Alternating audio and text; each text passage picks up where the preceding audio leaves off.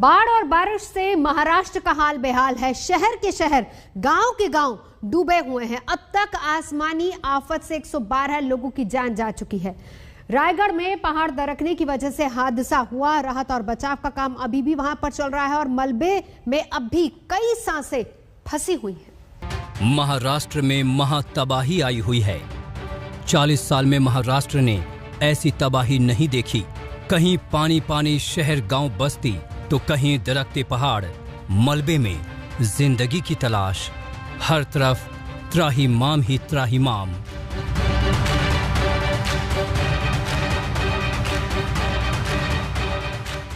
सांगली पूरी तरह से डूब गया। शहर में सैलाब उतर आया। धार इतनी तेज कि कोई भी बह जाए। बस डोर पर टिकी है जिंदगी। रस्सी के सहारे लोग सैलाब के कहर से पार पा रहे हैं। बांध तक पानी से लोगों को निकाला जा रहा है। घर बार डूबे हुए हैं। घरों में पानी घुस आया है।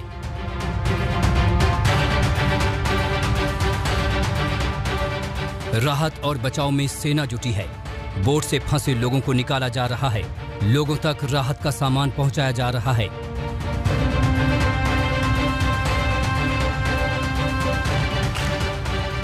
अमरावती में हाल बेहाल है। सड़कों पर पानी भरा है। घरों में पानी घुस आया। सांसद नवनीत राणा पानी में डूबकर लोगों तक पहुंची। बाढ़ पीड़ितों का हाल जाना। लोगों का हाल देख उनके आंसू निकल पड़े। कशामध्ये येते? एससी मध्ये येते की ओबीसी? एससी मध्ये। पश्चिमी विदर्भ में 5 दिनों से भारी बारिश हो रही है। अमरावती अकोला में नदी नाले उफान पर हैं। कई बांध दरक चुके हैं, जिसका पानी गांव में आ पहुंचा। अमरावती के मेलघाट पहाड़ी में तो वाटरफॉल बन गया। महादेव खोरी के शिवलिंग मंदिर के पास पानी का शोर डरा रहा है। सतपुड़ा पर्वत के इस इलाके में धुआंधार बारिश हो रही है। कोल्हापुर के कई गांव पानी पानी हैं। सड़कों पर दरिया है। घरों में पानी है।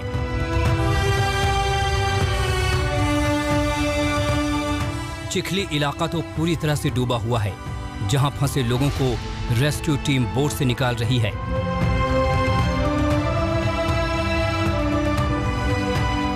सतारा में भी एनडीआरएफ ने मोर्चा संभाला। यहां कई लोगों के मलबे में फंसे होने की आशंका है।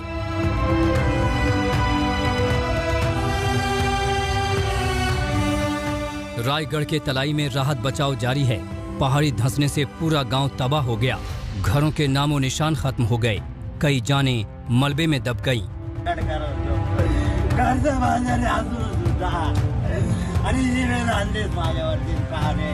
मलबे को हटाने का काम लगातार जारी है, लेकिन लगातार हो रही बारिश से राहत के काम में अड़चन आ रही है। रायगढ़ के तलाई गांव में स्थिति अभी भी बहुत ज्यादा गंभीर बनी हुई है। थोड़ी देर बारिश कर दी, इसलिए रेस्क्यू ऑपरेशंस एक बार फिर से शुरू कर दिए गए हैं। दिल दहला देने वाला यहाँ पर मंजर है, क्योंकि कई ऐसे गांववासी हैं जो अभी भी मलबे के अंदर दबे हुए हैं और उनको निकालने का काम किया जा रहा है। आज सुबह सवेरे से ही यहाँ पर 2 लाश निकाली गई है, जिसमें से एक छोटे बच्चे की भी है। आप अंदाजा लगा सकते हैं कि यहाँ पर जब गांववासी थे और मैसिव बड़ी जब यहाँ पर लैंडस्लाइड आई, तो यहाँ पर आखिर क्या हाल हुआ होगा। एक तो बारिश जो है कंटिन्यू हो रही है। टोटल रेनकोट पहनने के बाद भी जो है पानी कहीं ना कहीं जा ही रहा है, गिला जा रहा है। मास्क कंटिन्यू लगा नहीं पा रहे। ऊपर से जो है सर गिला है, शरीर गिला हो रहा है। लेकिन ये जो है नेचुरल प्रॉब्लम है, कोई दिक्कत नहीं इसमें।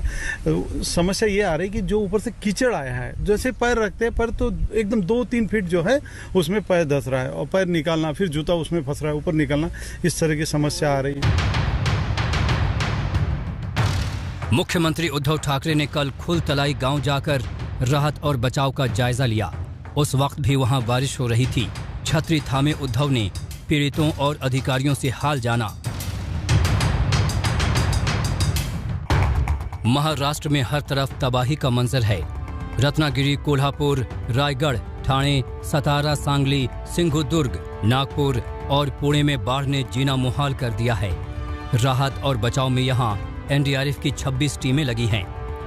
रत्नागिरी में एयरफोर्स को राहत के लिए उतरना पड़ा। कोलकाता से 10 टन सामान लेकर C-17 विमान पुणे पहुंचा। वहीं वडोदरा से एनडीआरएफ के 92 कर्मी AN-32 एयरक्राफ्ट से कोल्हापुर पहुंचा। वहीं मुंबई से रत्नागिरी पहुंचे 2 MI-17 हेलीकॉप्टर रेकी और राहत के काम में लगे हैं। महाराष्ट्र की महातबाही में अब तक 112 लोगों की मौत हो गई है, 53 जख्मी हो गए, जबकि 99 लोगों का कोई अता पता नहीं है। अब तक 1,35,000 लोगों को बाढ़ प्रभावित इलाके से रेस्क्यू कर सुरक्षित ठिकानों पर ले जाया गया। ये तबाही अभी खत्म होने वाली नहीं है। महाराष्ट्र में अब भी आसमान से मुसीबत बरस रही है।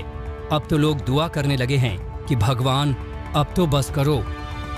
रायगढ़ से पंकज उपाध्याय के साथ आज तक ब्यूरो।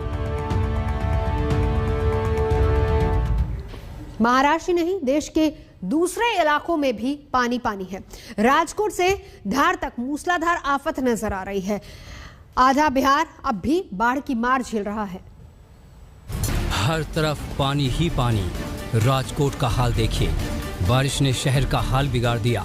ऐसा लग रहा है मानो नदी सड़कों पर उतर आई।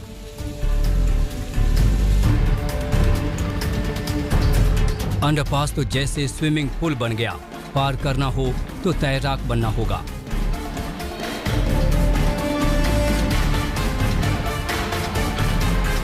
मध्य प्रदेश में भी बारिश से आफत की तस्वीरें आने लगी हैं। श्योपुर में पुलिस पर उफनते नाले का पानी आ गया। एक बस वाले ने इसी में बस ले जाने की गुस्ताखी की तो बस ही अटक गई। बस से कूदे 4 लोग पानी की धार में बहने लगे। किसी तरह से लोगों ने उन्हें बचा लिया। 30 यात्रियों को लेकर बस श्योपुर से बरगवां जा रही थी।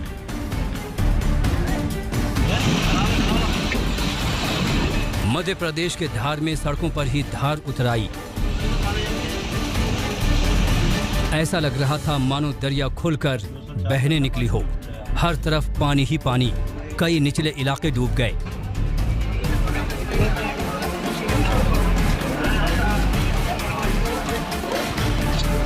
एक दिन की बारिश में शहर में पानी भर गया। गाड़ियां डूब डूब कर चलने लगी।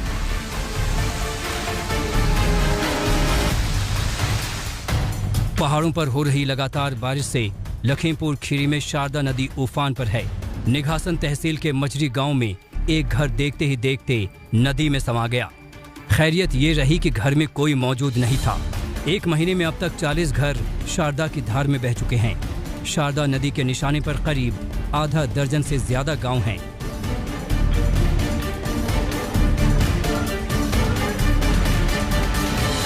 राजस्थान के झुंझुनू में 1 घंटे की बारिश में शहर का जो हाल हुआ, उससे समझ ही नहीं आ रहा था कि तालाब में शहर है या शहर में तालाब। मलसीसर कस्बे के 2 वार्ड लबालब हो गए। 20 घर पानी से घिरे हैं। लोगों के पास घरों में दुब के रहने के अलावा कोई चारा नहीं है। रुकेंगे एक ब्रेक के लिए। आज तक पर खबरों का सिलसिला लगातार जारी है। देखते रहिए आज तक।